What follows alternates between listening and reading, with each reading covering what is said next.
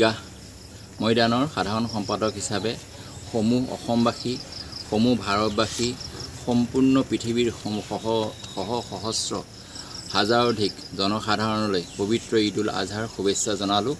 এই ঈদ ভাতৃত্ববোধৰ প্ৰতীক, এই ত্যাগৰ প্ৰতীক, এই ঈদ কথা দি কথা ৰখাৰ প্ৰতীক।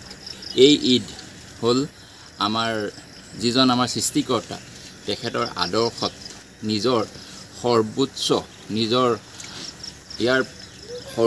উজাৰি দিয়াৰ ঈদ। গতিকে সকলোকে মই মোৰ ফালৰ পৰা, আমাৰ ঈদগাহ কমিটিৰ ফালৰ পৰা সকলোকে আকৌ এবাৰ ঈদৰ শুভেচ্ছা জনালোঁ। ঈদ উল আজহাৰ উপলক্ষে আজি যি আমাৰ ঈদগাহ নামাজ হৈছে, এই ঈদগাহ নামাজত আমি নামাজতো দোৱা কৰিছোঁ যে পবিত্ৰ ঈদৰ আজহাৰ এই মেহফিলৰ যোগেদি গোটেই বিশ্বৰ কাৰণে আমাৰ শান্তি যেন প্ৰৱৰ্তি থাকে, তাৰ কাৰণে আমি বিশেষভাৱে দোৱাৰ কাৰণে আল্লাহৰ ওচৰত দৰখাস্ত কৰিছোঁ। ঈদগাহ ময়দানৰ সাধাৰণ সম্পাদক হিচাপে সমূহ অসমবাসী, সমূহ ভাৰতবাসী, সম্পূৰ্ণ পৃথিৱীৰ সহস্ৰ হাজাৰধিক জনসাধাৰণলৈ পবিত্ৰ ঈদ উল আজহাৰ শুভেচ্ছা জনালোঁ।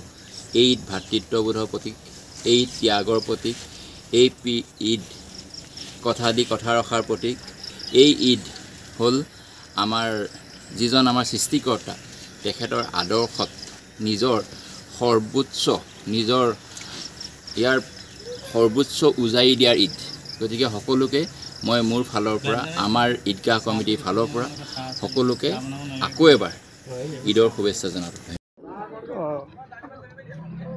ঈদ উল আজহাৰ উপলক্ষে আজি যি আমাৰ ঈদগাহ নামাজ হৈছে, এই ঈদগাহ নামাজত আমি নামাজতো দোৱা কৰিছোঁ যে পবিত্ৰ ঈদৰ আজহাৰ এই মেহফিলৰ যোগেদি গোটেই বিশ্বৰ কাৰণে আমাৰ শান্তি যেন প্ৰৱৰ্তি থাকে, তাৰ কাৰণে আমি বিশেষভাৱে দোৱাৰ কাৰণে আল্লাহৰ ওচৰত দৰখাস্ত কৰিছোঁ।